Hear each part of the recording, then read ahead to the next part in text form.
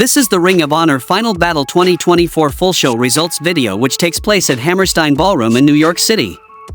The show started with a match between grizzled young veterans versus Dark Order.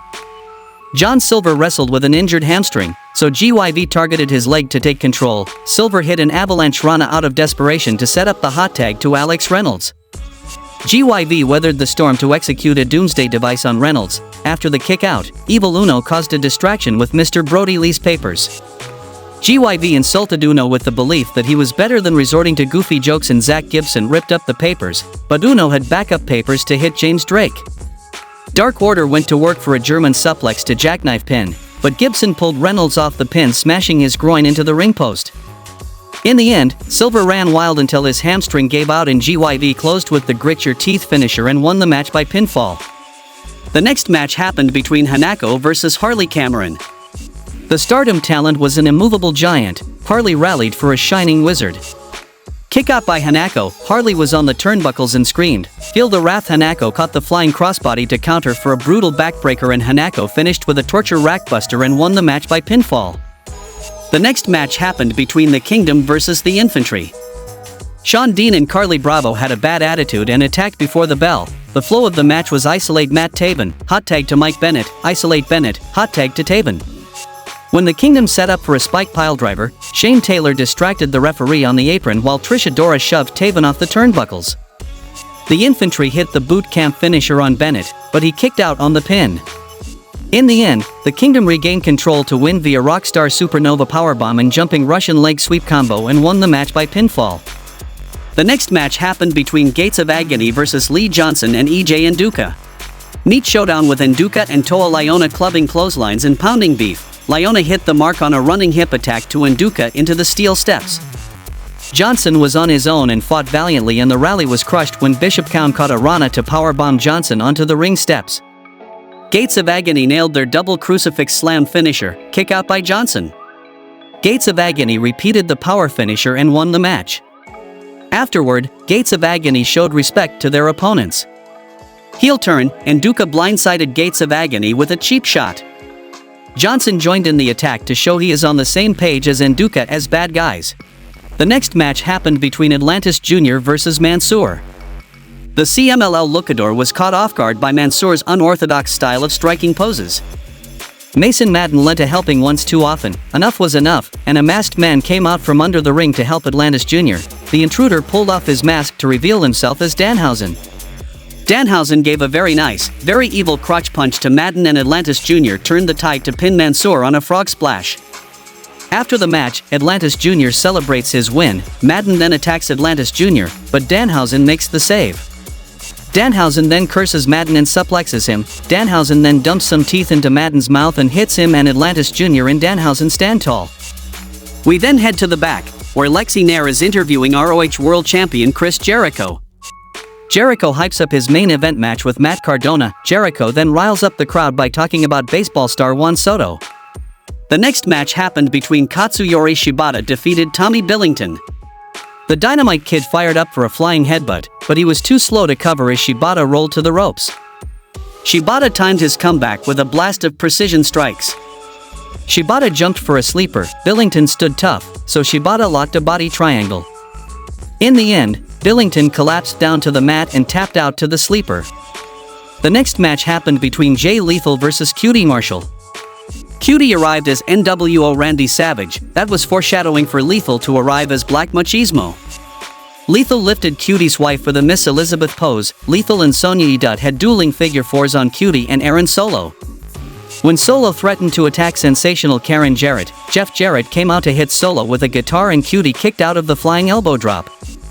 He rallied to hit the crossroads and the lethal injection, and neither move could keep Lethal down for the count. In the end, Lethal hit the lethal injection twice in a row to pin Cutie Marshall. The next match happened between Red Velvet versus Layla Hirsch for the ROH Women's World Television Championship. Near falls came on a springboard moonsault from Hirsch and a spinning head kick from Velvet. When Hirsch secured an armbar, Velvet powerbombed her way out.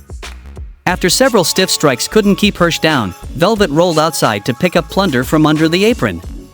She brought a turnbuckle into the ring, which referee Paul Turner immediately confiscated. In the end, Velvet pulled a wrench out of her trunks to hit Hirsch for the win to retain the ROH Women's World Television Championship. It's heel turn for Velvet. The next match happened between Lee Moriarty versus Nigel McGuinness for the ROH Pure Championship. Nigel wanted old-school Pure rules. Nigel was up to his classic tricks. He shoved Lee into the ropes on a waistlock, and referee Mike Posey ruled that as a rope break. When both men were engaged in a lockup that touched the ropes, Posey intervened in between and Nigel flopped and claimed that Lee hit him with a closed fist. Posey took the bait and took away a rope break from Lee, and Shane Taylor demanded Paul Turner come out as backup ref to keep eyes on Nigel cheating. Nigel pinned Lee, but Lee placed his foot on the ropes. Posey didn't see it and counted 3, however, Turner was on the spot to overrule his colleague. The match continued. In the end, Moriarty trapped Nigel in the Border City stretch and Nigel could not escape, so he tapped out, and Moriarty retained the ROH Pure Championship. The next match happened between Dustin Rhodes and Sammy Guevara versus Vincent and Dutch for the ROH World Tag Team Championship. Texas double bull rope rules, Dustin was tied to Dutch, and Sammy was tied to Vincent. The first big spot was Dustin punching Dutch off the turnbuckles to crash through a barbed wire table. Sammy crashed and burned climbing a ladder for a forward senton through a table when Vincent moved out of the way. The Righteous double-teamed Dustin for an assisted sliced bread and Sammy made the save on the pin. Dustin rallied for a Texas Destroyer to Dutch, while Sammy hit a GTH to Vincent outside. In the end, Sammy Guevara passed over Dusty Rhodes' cowbell for Dustin to crack Dutch for the win, and retained ROH World Tag Team Championship.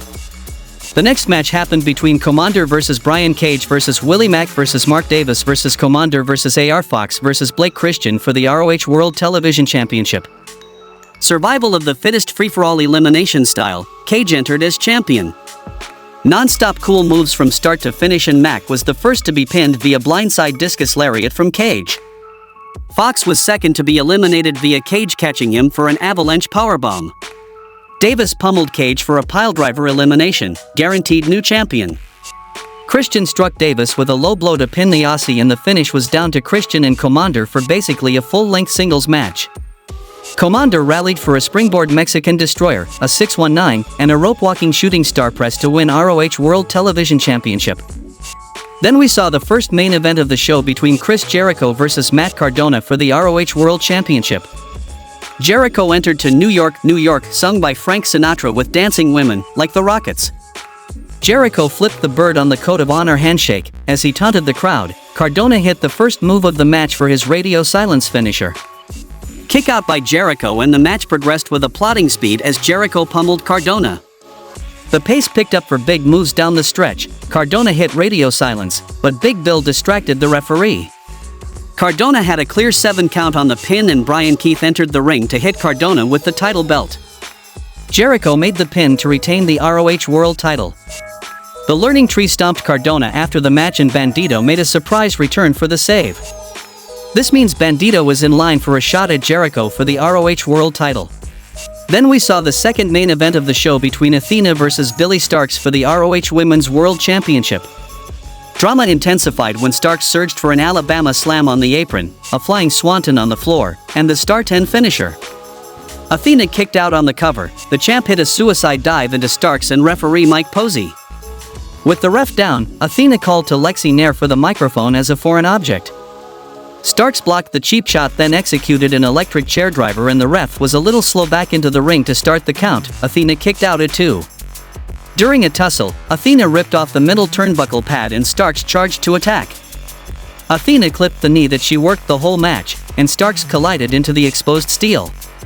In the end, Athena hit O-Face Flying Stunner to win the match and retain the ROH Women's World Championship. After the match, Athena laughed at Starkz crying on the mat, and the ROH final battle goes off the air.